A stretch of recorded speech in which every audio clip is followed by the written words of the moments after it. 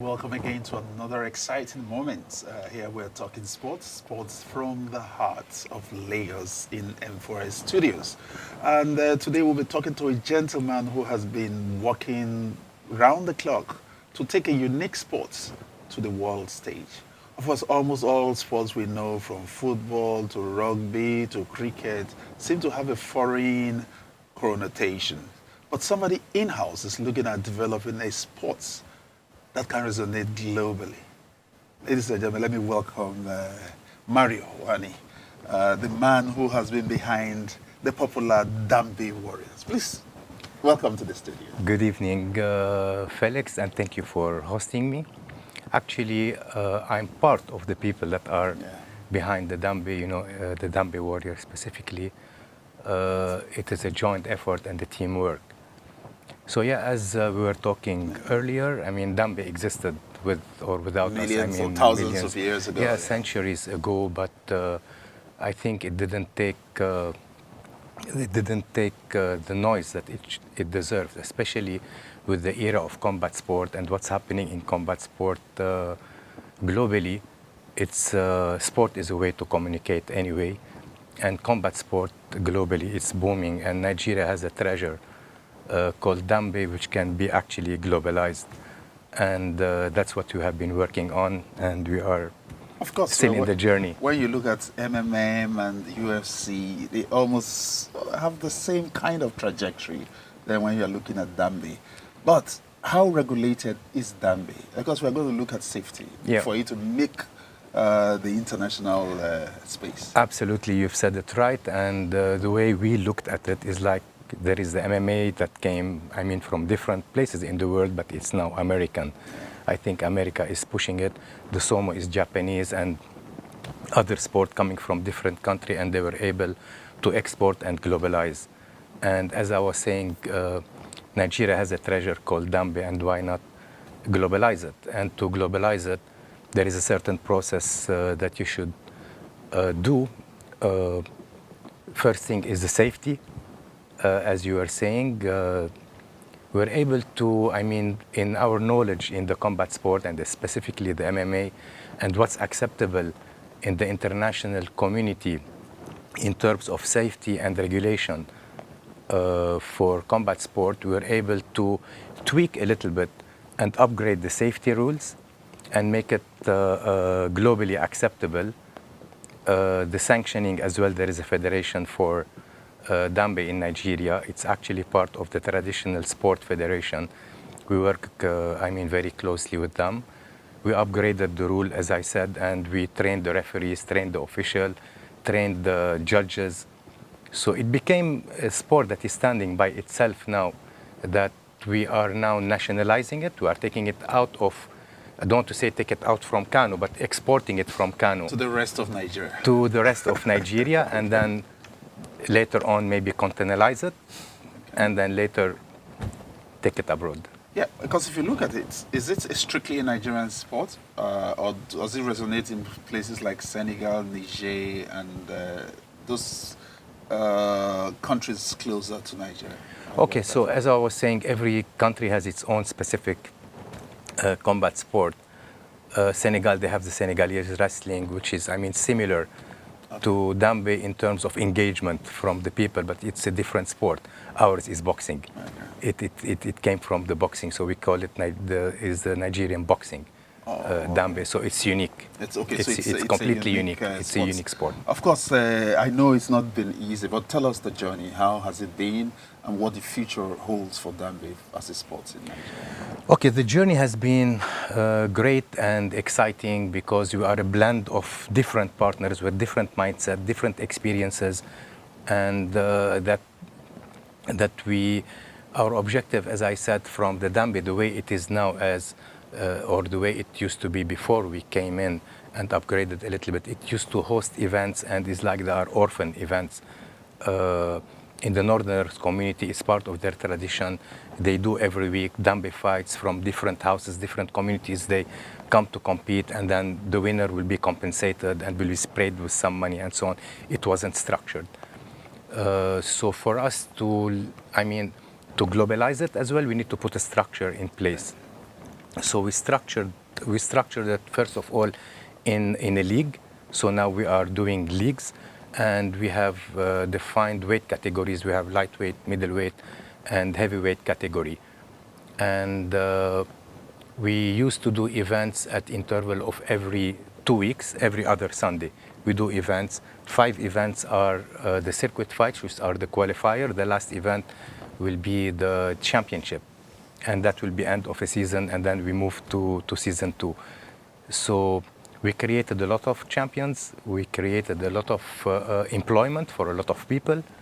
At least 100 people work for every fight that we do, between production, post-production, setup, lighting, fighters, officials and referees, and so on. So All right, the journey has been exciting. If you look at it, I know a lot of people always are scared of change. Of course, the changes, the rules are there. There's safety consideration. There's also fight for television Yep. and what have you. How much resistance did you get for the traditional owners of the A lot. Actually, once we started the journey, there was like, why do you want to change this? Why do you want to do that? You know, this is how we are used to it. And we were, I mean, we had to work together, not to say, okay, we are taking ownership or we are leaving it to you. We have to collaborate in order to elevate it.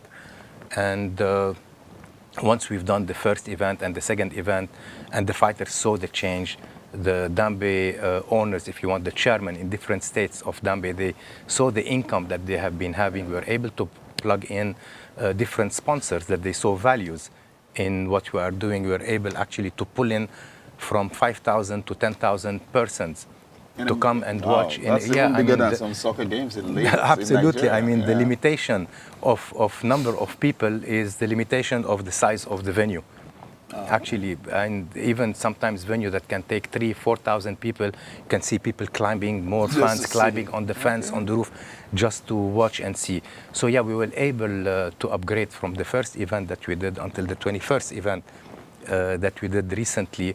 We were able to do a lot of changes in terms of setup, in terms of building a Dambe arena, we call it the sandpit, protection barriers, branding, trusses, lighting, cameras, LED screens, and so on. And it generated a lot of income. It changed life, actually, for a lot of the athletes. Interestingly, Dambe is quite popular in northern part of Nigeria. It has massive following.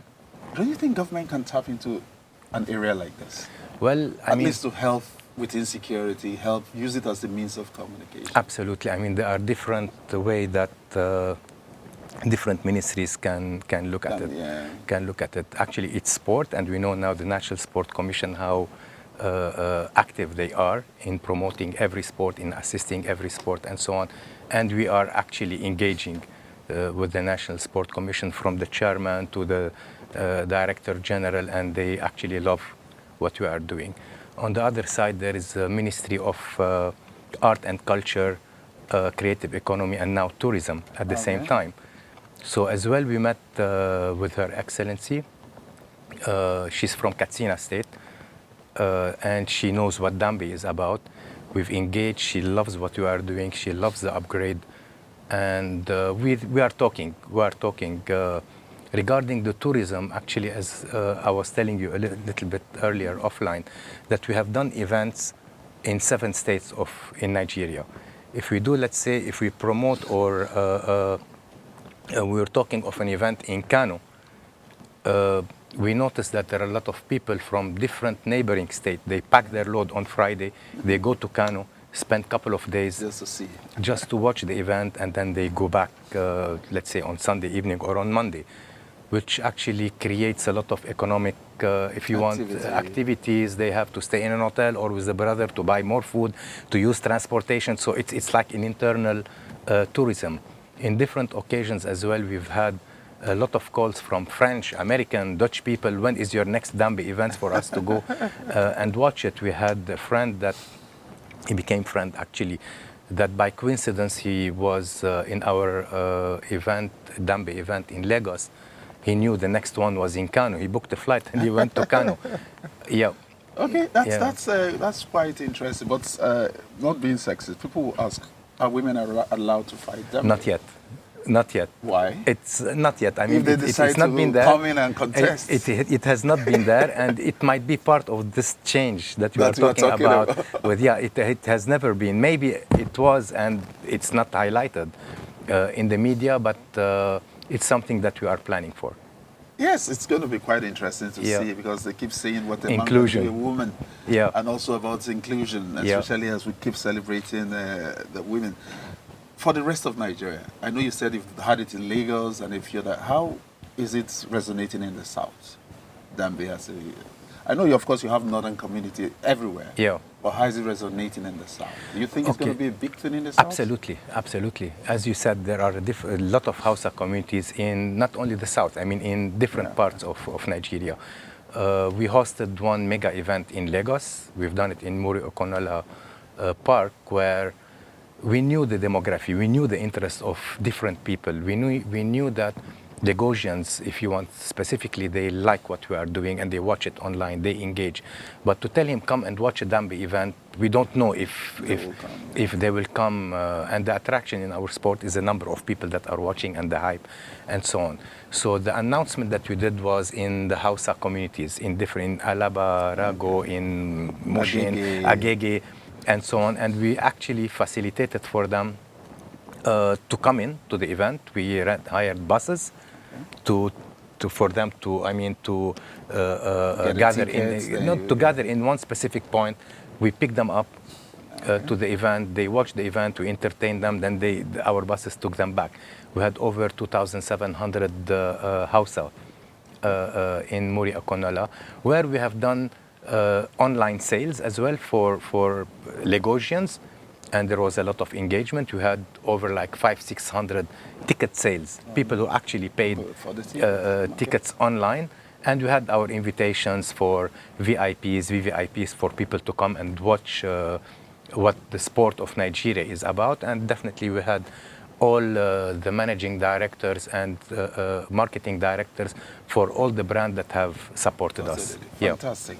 It's actually an interesting thing to see something uniquely coming out of Africa, coming out of Nigeria Absolutely. specifically. Mario, it's been a great pleasure talking with you. Thank you so much. It's a pleasure, but a quick Felix. look at the Christian. What's the future of Dambe? Do you think it's going global. It's going global. Our journey, we call our journey from Kano to Vegas. From it has Kano to go to Vegas. It has different stages, but we will remind each other. All right. Very Thank soon. you. Thank you so Thank much, you so Mario. much. Thank you. Hopefully we'll catch up more again to look at other aspects of sports, especially this upcoming sport, Dambe. It's been here in Nigeria for hundreds of years, but we're taking it global. Have a pleasant day. Bye.